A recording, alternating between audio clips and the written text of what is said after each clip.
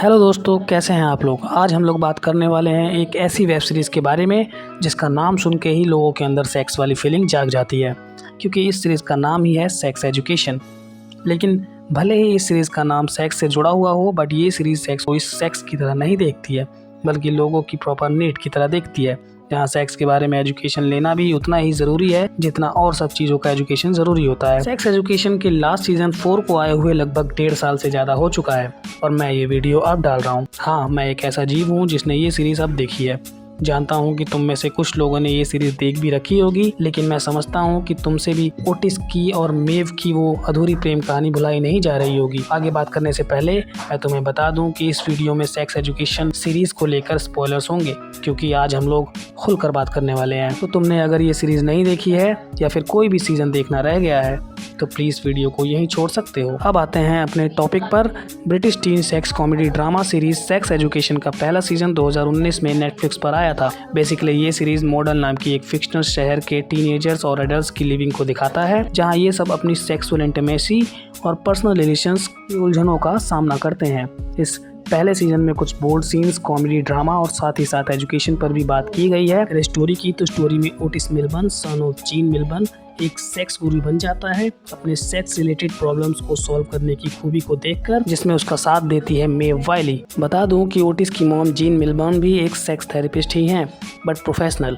But Otis यहाँ school में student की सेक्स प्रॉब्लम सॉल्व कर रहा है। मेव वाइली उस क्लिनिक की मैनेजर है जो ओटिस के साथ मीटिंग का टाइम और पैसे फिक्स करती है। बाद में ओटिस और मेव पैसे आपस में बांट लेते हैं। इस सीजन में हमें और भी बहुत से कैरेक्टर्स से इंट्रोड्यूस कराया जाता है, जिसमें मैं कुछ इंपॉर्टेंट कैरेक्टर्स के नाम बता देता हूँ। एरिक एफयोंग, ये वैसे तो एक गे है बट ओटिस का बेस्ट फ्रेंड है और हमेशा ओटिस के साथ रहता है। एमी गिब्स, ये मेव वाइली की बेस्ट फ्रेंड है। माइकल ग्रॉफ, जो मॉडल सेकेंडरी के हेडमास्टर हैं।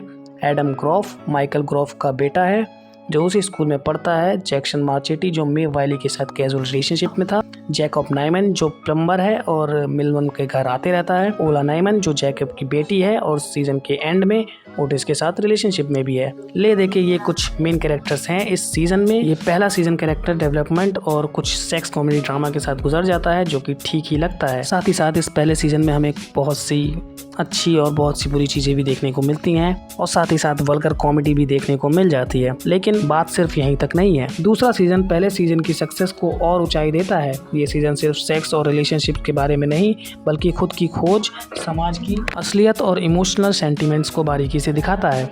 इस नए सीजन की शुरुआत होती है ओटिस के नए सफर से, जो अब खुद अपनी सेक्सुअल लाइफ को लेकर परेशान है। उसकी माँ जीन की सेक्स थेरेपी और पर्सनल स्पेस में दखल देना बिल्कुल भी रास नहीं आता है।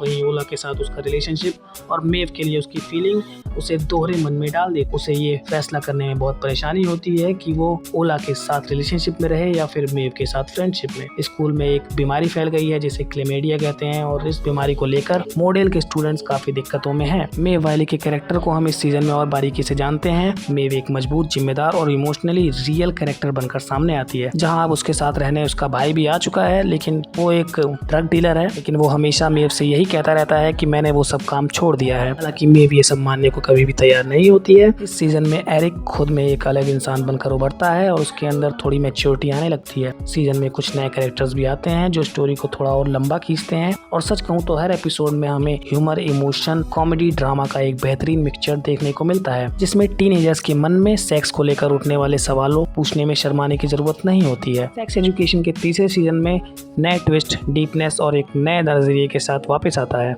इस बार स्टोरी सिर्फ रिलेशनशिप तक सीमित नहीं होती है, बल्कि ये सीजन स्टोरी को एक नए मोड़ पर पहुंचाता है, जहां मॉडल सेकेंडरी स्कूल में सब कुछ बदल रहा है। ओटिस भी अब बड़ा हो चुका है और रूबी मैथ्यूज को डेट कर रहा है। हालांकि उसे कभी रूबी के साथ मेव वाली फीलिंग्स नहीं आई। स्कूल की नई हेडमास्टर होप हडल स्कूल में डिसिप्लिन और मोरालिटी लाने की कोशिश करती है और स्कूल्स में स्टूडेंट्स के फ्रीडम वाले रूल्स को चेंज करने की कोशिश करती है, लेकिन उनकी ये सख्ती स्टूडेंट को काफी इरिटेटिंग लगती है। ओटिस इस सीजन में पहले से ज्यादा कॉन्फिडेंट और मैच्योर दिखने की कोशिश करता है, जबकि मेव अपनी संघर्ष और इमोशन से जूझ रही होती है।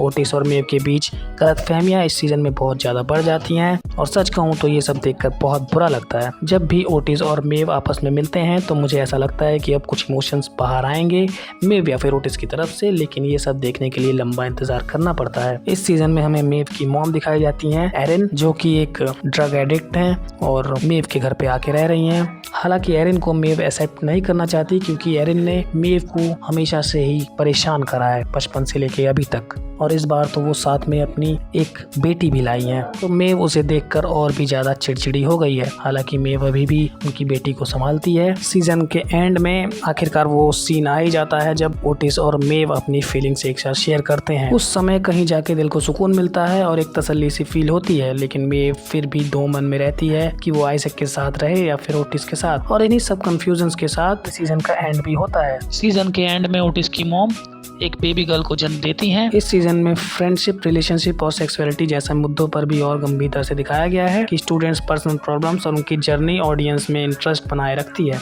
बेसिकली ये सीजन हमें समझाता है कि सेक्स एजुकेशन केवल समझने का विषय नहीं है बल्कि सिंपैथी और आत्मसम्मान का विषय भी है। सेक्स एजुकेशन सीजन 4 एक इमोशनल सफर पर आ जाता है, एक ऐसा सफर जो हमें मुस्कुराहट तो देता है लेकिन आंखें भी नम कर देता है। ओटिस की मॉम एक बार फिर से मॉम बन चुकी है, ओटिस की बहन इस दुनिया में कदम रख चुकी है। उधर मेव की मॉम एरिन दुनिया छोड़कर जा चुकी है। क्योंकि मेव और ओटिस के बीच अब सब कुछ ठीक हो चुका है तो मेव अपनी आगे की पढ़ाई के लिए अमेरिका में थी, लेकिन अमेरिका के लिए पैसे उसकी मॉम एरिन नहीं दिए थे थर्ड सीजन के लास्ट में। तो मेव को इसका गम तो बहुत होता है, लेकिन मेव खुद को संभालने की पूरी कोशिश करती है। अमेरिका में मेव के दिन कुछ अच्छे भी नहीं बीत रहे होते हैं और मॉम की बात सुन के उसे अमेरिका से वापस भी आना पड़ता है। एरिक की कहानी इस सीजन में सबसे ज्यादा गहराई को छूती है।